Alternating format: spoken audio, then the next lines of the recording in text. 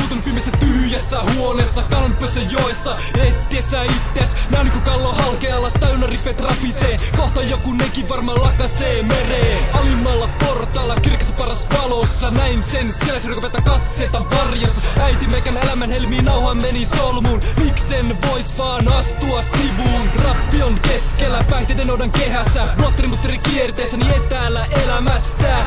Jos sitä siksi kutsutaan, kun porukka vaan havittelee omaa parastaan. Tää sama jengi on vahkoo ittees rikasta. Vittu kuin likasta, kun voitais jo hidastaa. Niinku kristalli taivas, ropisis mun niskaas. Ja mielialoja vispaikselle, ota panna vastaan. Kuka keksi siitä tarinat, kuka marinat? Kuka keksitte tästä meikä juttua vuolee? Kuka päättää miten ne tarinat alkaa? Ja kuka niissä tarinoissa yleensä kuolee? Huonille jos on tarvetta saa helpotusta, eti pelastusta. Kelpo meininki se on tuolla sanot kun joku sulta kysyy. Tässä on teidän palvelut, mutta missä on meidän pyssy? Ja aika ja paikka, ne täsmä siihen, että vastapuoli pisti pystyy aivoriiheen. Hillitön tarkkailu ja 12 erikoisjoukot siihen, että syyt olla vastettiin. Sen vapaus väkisillä otettiin poissa. Oisko vika ollut siinä vai sittenkin noissa? Se on paha taparutu vihko, ehkä pajamaja. Niin joku saapii idean värkättyä.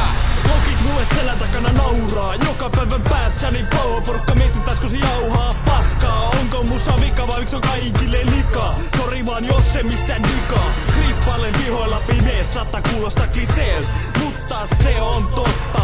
Äiti huutelee ovelta, tuu kotiin kohta. Just mun turja syntyä keskelle tätä buumia. Mies porukka ei nujeraa muureja. Kuulen ääniä, katon ympärille. En näe muuta kuin luurangon jäämiä. Mietin onko tää unta, sata lunteen osemasta tuulta. Venaan yksin nurkassa, en oo täällä turvassa. Tuntuu et elän turhaan, vaan ku pidän hengitystä, etin elämän merkitystä. Meidän sukupolvi kusee omien jälkeläisensä puolesta. Uudistunut, että jengi tajuu, että kyseessä on omat jälkeläiset. Siitä on voi toimia niin. Omien jälkeläisensä puolesta. Siitä on voi toimia niin.